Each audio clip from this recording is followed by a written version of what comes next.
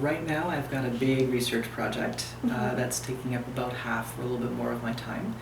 What I didn't expect is how big it would get. I've got approximately 20 volunteers helping me with the project. I've also got another resident taking up part of the project as well. Also learning project management from a larger standpoint. This is a little bit beyond what I was expecting to learn from the residency, but it's really helpful, really useful stuff to figure out.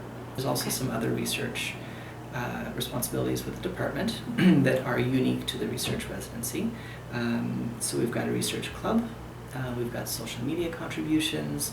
I get randomly thrown into other projects. During the year, I'm involved as a TA. Everybody does primary care, everybody does PCD to strengthen our physical skills. And then we also get assigned to various TA classes. So I did PCD, I did primary care, botanical medicine, manipulation, men's and women's health, those exams that we don't really get to do very often in private practice. So gynecological exams, DREs, the more complicated procedures that we just don't have time to practice. We get extra training on them, so we do a few before we're TAing for other students, and then we will TA for the students. We'll train them on how to do it, and we'll observe their techniques as well. So it's a lot of great practice that way. I've got a regular shift here, and then I'm trying to schedule now observing at the community health center so I get a bit more experience there as well. They were widespread, so my role is a little bit unique compared to the clinical resident role. My role was meant to be 60% devoted to research and 40% devoted to what was termed clinic. So I'll talk about my research responsibilities to start. So that was really the bulk, that was meant to be the bulk. It was my responsibility to, create a project and to see that project through, and then eventually to write that project up. And in addition to that, I was also trying as much as possible to facilitate a culture of research through the student population. So then in terms of the clinical side, which I would say is about probably 90% of what the clinical residents do, it's quite a bit of teaching. So you're a teaching assistant or TA for various courses at CCNM, so you'd have quite a bit of student-facing experience. Involved in all kinds of courses, gynes, DREs. I was involved in PCD and primary care, in acupuncture and manipulation and OSCEs, all kinds of things. I'm sure I'm missing a ton of them. But it's wonderful because you get to really, if teaching is something that impassions you, then it's something that you can really cultivate through the residency. So in the first year of the residency, you are shadowing a mentor of your choosing in the RSNC. So you can choose who you'd like to shadow, who you'd like to gain more clinical experience from. And then in your second year of the residency, you take on the role of a clinical supervisor, which is such a wonderful experience. So we learn how to supervise. So you start off in a mentoring role for the fall term, and then you take over and you start supervising your own shift that once the year comes through. So in the May portion of the first year of residency, that's a whole thing in itself. You have to learn how you're the doctor now on the shift, and you need to learn how to be someone who can teach but who also doesn't give too much because it's a learning opportunity for everyone. You're also seeing patients who are kind of your patients, but they're also not because they're the intern's patients. So it's a really big switch from when you were an intern. But then on the other side, there's more of an academic portion. So I've TA'd a lot, and I'll still be doing that this year. So you TA everything from primary care to Asian medicine or manip. And you also have an opportunity to spend the year at a satellite clinic. So that was so amazing. Like, that also was one of the best parts of this program. I didn't get as much of an opportunity to do that when I was an intern.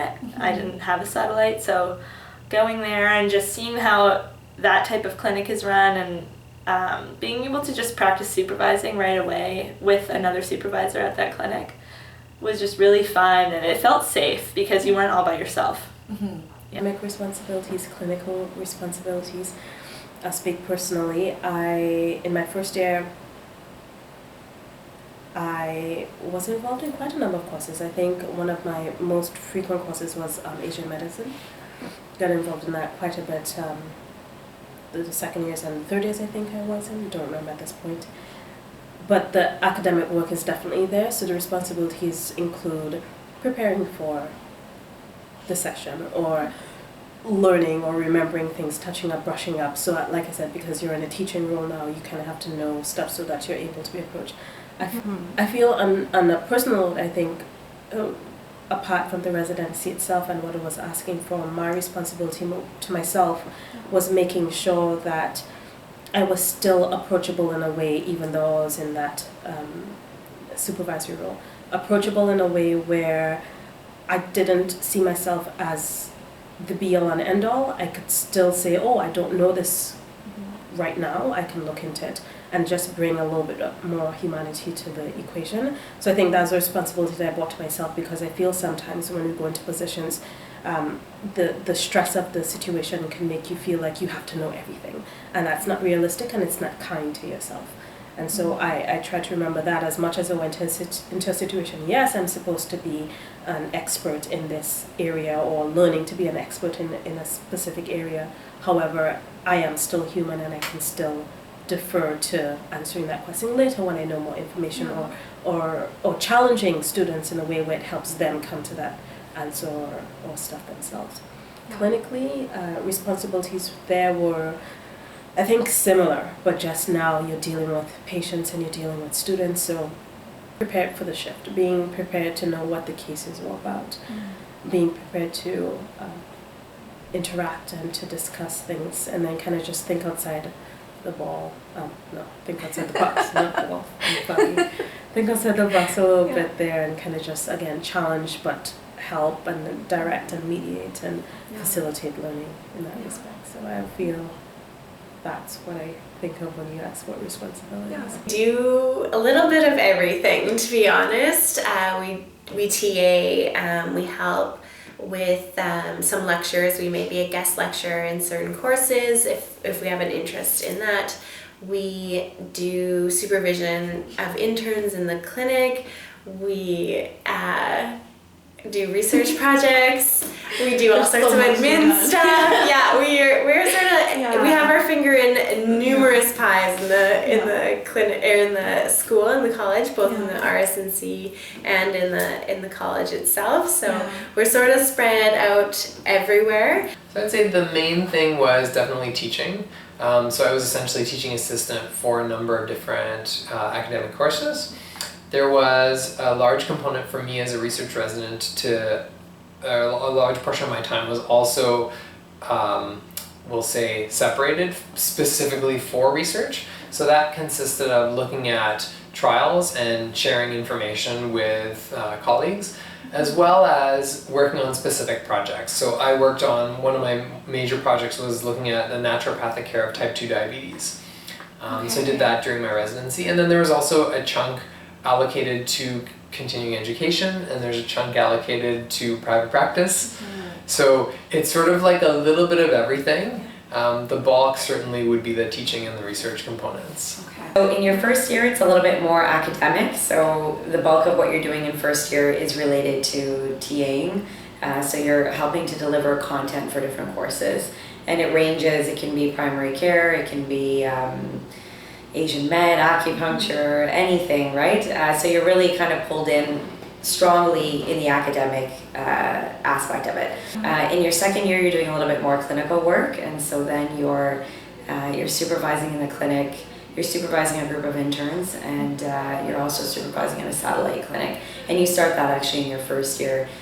So all along there's a bit of both academic and clinical. First year is a little bit more TAing, second year is a little bit more clinical, but it's still a nice balance.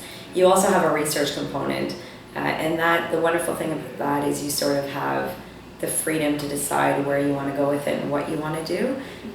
So it kind of tries to tie in three fairly important parts of being a clinician into that residency experience. So there was three main areas. There was the TA work that we were required to do. We were pretty busy marking and acting as TAs for various courses and learning how to do that effectively. So that was a big responsibility. The clinical work, certainly. Initially, we were shadowing other supervisors and learning how to mentor others in terms of clinical rotations, and then eventually took over our own clinic shifts and were supervising students. And then there was the administrative and scholarship, which really shouldn't be lumped together, and I think they aren't anymore, but at the time for us, the scholarship side was encouraged but not mandated, and so it was sort of a case of any extra time that was left over, we would engage in doing that kind of work. So the administrative side, was meant to be a useful, not a make work project or cheap labor, but it was meant to be a learning process for us. And sometimes it was and sometimes it wasn't, and doing file audits and that sort of thing was still a learning process for us. And so, it was administrative, but it did have a benefit to us as well. So I would say those are the three areas: the teaching, the clinical work, and then the scholarship. And there's always administration that goes along with all that. It's changed a little bit since I did it, so I think, and I think actually a lot of changes for the better. So I think responsibilities for the resident now, it's mixed. It's both academic as well as clinical. So, I think the overarching idea is that regardless of what the task is or the responsibility is, we're really trying to, for every task to have at least some value, some sort of learning value or experiential value to the resident. So a lot of it is very salient, like TAing PCD, for example, because those are hands-on skills that to master, as well as teaching skills that you will practice and apply. And so those are very, very relevant. And then there are tasks that maybe feel less relevant, like file audits, for example, what's more administrative, but there's some value that can be taken from it, like you learn in those kinds of tasks that, like, what exactly is a good chart, what constitutes an efficient chart, and then by seeing a lot of different charts you kind of know, okay, well, this is what makes a good chart. These charts were really a big mess and hard to read, and so that colors probably how the resident now then charts in their own private practice.